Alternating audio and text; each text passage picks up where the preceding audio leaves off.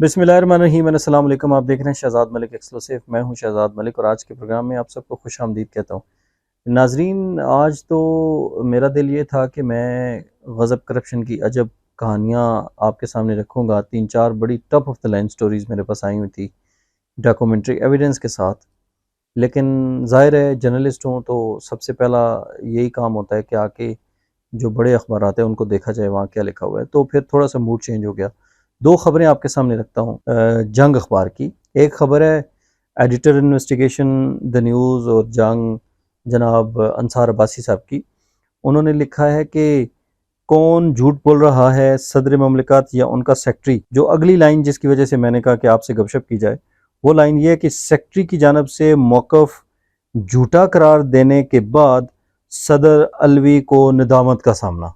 आप ज़रा अंदाज़ा करें कि सदर अलवी साहब को निदामत का सामना है। और फिर जो दूसरी खबर थी वो ये थी कि सदर ममलिकत की जगह होता तो इस्तीफ़ा देकर घर चला गया होता।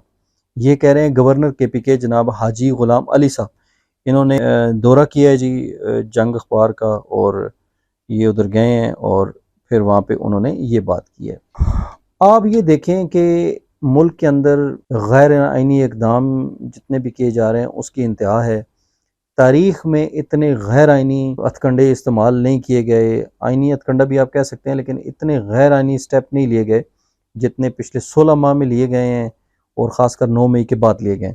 लेकिन अंसार अब्बासी साहब क्या कह रहे हैं कि जी मामला मौक़िफ़ जो है वो झूठा करार दिए कि मान सदर अलवी को निदामत का सामना।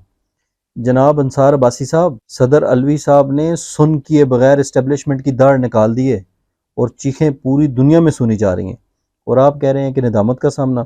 दूसरी तरफ इसी अखबार में अटार्नी जनरल ये कह रहे हैं कि सदर के वापस भेजे गए बिल्स PM हाउस को मिल गए। लिफाफे में मौजूद बिल पर ना तो सदर के दस्तखत थे और ना ही कोई कवरिंग लेटर मौजूद था।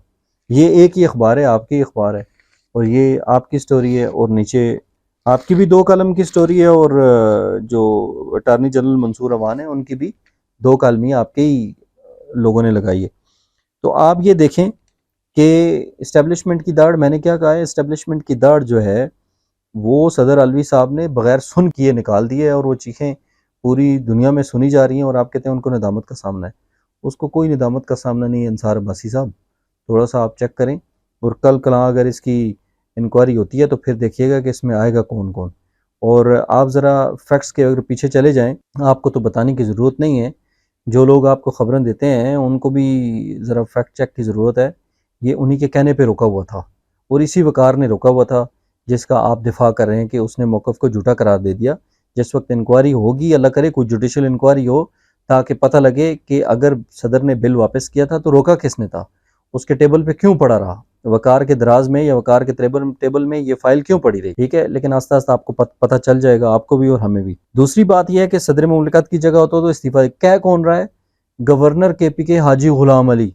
ओ यार, बेगैरत आदमी, जो तुम वहाँ पे बैठ के जो करप्शन के पहाड़ तोड़ रहे हो, जो पैसा तुम इकट्ठा कर रहे हो, तुम्हें उससे कोई सरोकार नहीं है, और कहते हो कि जी सदर इस्तीफा दे दे।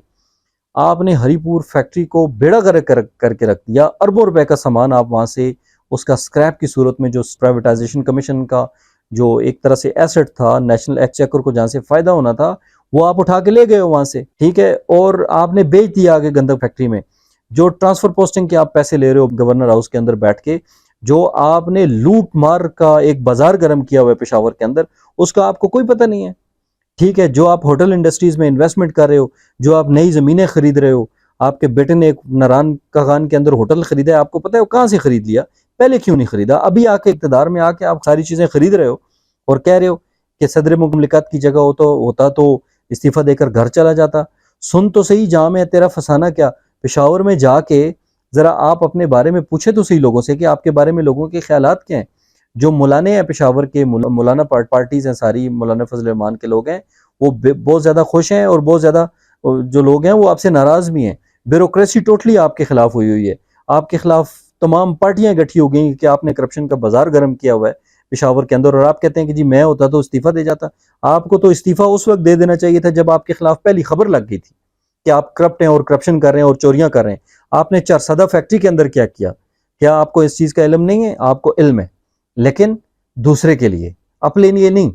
صدر صاحب نے یہ کہہ دیا کہ میں نے بل سائن نہیں کیا، آپ کو بڑی شرم آ گئی۔ ہری پور یونیورسٹی فیکٹری آپ بیچ کے کھا گئے ہو ساری، چرسدہ فیکٹری آپ بیچ کے کھا گئے ہو ساری۔ مجھے اتنے فون آئے ناظرین، جب میں نے پہلی سٹوری کی پاک چائنا فرٹیلائزر کی، وہ فیس بک پہ وہ سٹوری وائرل ہوئی، لاکھوں کے حساب سے لوگوں نے اس کو دیکھا۔ اس کے بعد مجھے لوگوں نے خود بتایا کہ یہ فلاں فلاں فلاں فلاں چیزوں میں ملوث ہے۔ تو کسی اور کے بارے میں کیوں بات نہیں ہوتی؟ لیکن اخلاقیات کا درس صرف دوسروں کے لیے ہے، اپنے لیے نہیں ہے، ٹھیک ہے؟ تو مسٹر غلام علی، آپ کو لگ پتہ جائے گا آگے چل کے، ایک نہ ایک دن آئے گا کہ انشاءاللہ تعالیٰ تم بھی کسی نہ کسی حساب میں آ جاؤ گے، لیکن فی الوقت باتیں کیے جاؤ، مولانا فضل الرحمان کو بھی خوش کیے جاؤ، اور خود بھی جیبیں بھرو، مال بناؤ، ہوٹلز خریدو، زمینیں خریدو، فیکٹریاں خریدو اور عیاشی کرو۔ اپنا خیال رکھیے گا، خدا حافظ۔